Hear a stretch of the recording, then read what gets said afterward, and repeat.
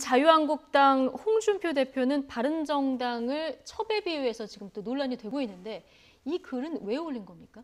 그게 아마 이제 조선일보에서 이제 칼럼을 썼어요. 주필이 예. 칼럼을 썼는데 그 내용 중에 바른정당에 대해서 어떻게 보면 같은 보수로서 좀 안고 가야 한다 그런 취지를 썼습니다. 그런데 껴안고 가라. 그렇죠. 예. 그런데 이제 홍준표 대표는 그 부분에 대해서 결국 다음에 지방선거가 있으면 결과적으로 뭐 우파는 결합을 하게 되는데 결국 아무리 바른정당이 본처라고 우겨도 네. 결국 첩은 첩일 뿐이다. 이제 이런 발언을 해서 지금 논란이 되고 있는 거고요. 예. 오늘 이제 국민의당 아니 바른정당 예. 대표가 이해운 의원 아닙니까? 또 여자예요. 네. 여자분이 당 대표를 하기 때문에 이게 굉장히 좀 파장을 좀 많이 일으키고 있는데 아마 그 이제까지 어떤 그 홍준표 대표의 이제 막말이 있었고 또 경우에 따른 사과도 했지 않습니까? 뭐 돼지 발정제랄지 설거지 뭐 여러 가지 얘기가 나왔을 때도 했는데 이제 제가 홍준표 대표를 조금 제가 분석을 해보니까 네.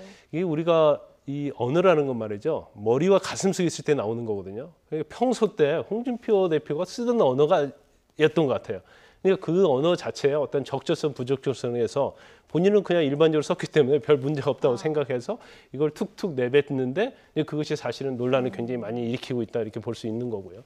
특히 이제 첩이라는 발언에 대해서는 뭐 아주 본건적이고 예. 또 여성 비하 발언이라는 얘기를 뭐 대부분 사람들이 많이 하고 있지 않습니까? 더구나 이해운 대표는 정치권에서 이런 말하는 사람들은 없어져야 한다. 아주 네. 극단적인 발언을 하고 있어요. 그래서 네.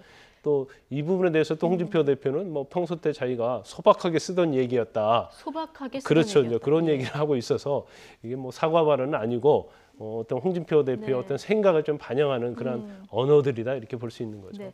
말씀하신 이해운 대표의 녹취를 저희가 준비를 했거든요. 들어보고 다시 얘기 이어가겠습니다. 여성에 대해서도 그런 처첩 문화라든지 이런 정말 전근대적인 여성을 그렇게 비하하는 인식을 아직도 버리지 못한 거에 대해서 지극히 유감입니다. 인식이라고 하는 것은 이제 사람의 발언이나 이런 게 보면 그 사람의 인식 이런 게 그 사람의 수준을 드러내는 건데 정말 참 할 말이 없습니다. 그분의 수준에 대해서는. 입에 담을 수도 없는 이런 발언 하시는 분 정말 정치권에서 사라졌으면 좋겠습니다. 그분의 수준에 대해서는 할 말이 없다. 사라졌으면 좋겠다 이런 얘기까지 하네요. 화가 많이 난 것 같아요. 그러니까 저게 지금 홍준표 대표의 그 원래 그 화법 자체가 좀 쾌도난맛식 화법이거든요. 그러다 보니까 본인이 평소에 생각하는 거라든지 이런 부분에 대해서 어떤 정제되지 않은 그런 워딩을 사용하는 경우가 꽤 있는 것이죠. 특히 그 젠더 관련 발언이 많이 아까 김광삼 변호사 얘기해 주셨지만 그런 발언을 너무 많이 하잖아요. 뭐 설거지는 여자 몫이라든가 아니면은 뭐 집에 가서 애나 보라든가 이런 얘기를 계속 끊임없이 논란이 돼서 뉴스가 되는 걸 알면서도 계속 하고 있거든요.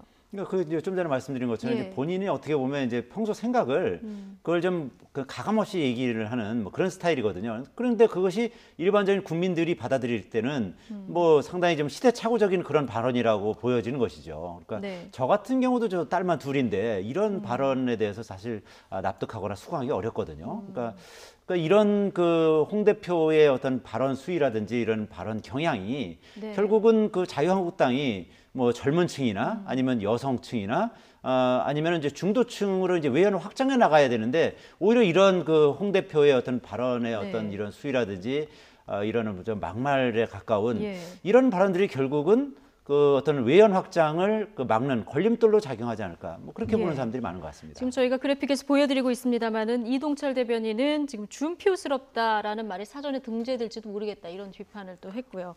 하태경 의원은 홍준표 대표는 입만 열면 시궁창 냄새가 난다. 내년 지방선거 참패할까 두렵다. 이런 얘기까지 지금 하고 있는 상황이에요. 근데 지금 설전의 어떤 양상을 보면요. 예.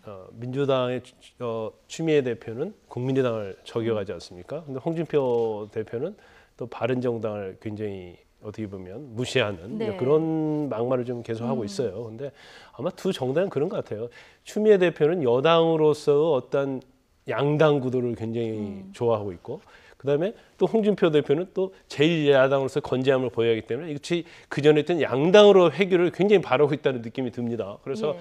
지속적으로 이제 저런 식으로 해서 상대방의 어떤 정당에 대해서 무시하는 전략 아니면 뭐 아주 깎아내리는 형식을 취하고 있는데 사실은 정당이라는 것은 정책과 비전으로 서로 경쟁을 해야 하는데 저런 막말로 인해서 그렇다고 해서 사실 네. 국민의당이나 바른정당이 그로 인해서 뭐 지지도가 그 말로 인해서 더 떨어진다거나 아니면 소멸되는 건 아니거든요. 그렇다고 한다면 정책과 비전 그로 인해서 국민의 지지를 통해서 상대방 당을 흡수하는 그런 전략으로 가야 하는데 그게 아니고 단지 말을 뱉어서 상대방을 깎아내리는 그런 형식이 과연 앞으로 본인들이 원하는 양당 구도로 갈 가능성이 있느냐? 그건 아니라 부정적으로 보거든요. 예. 그래서 뭐 전략적인 면도 좀 잘 세워야 하지 않느냐. 단순히 어떤 막말로 인해서 어떤 정치의 구도는 변하지 않는다. 그걸 좀 알았으면 막말로 좋겠어요. 정치 구도가 변하는 건 아니다.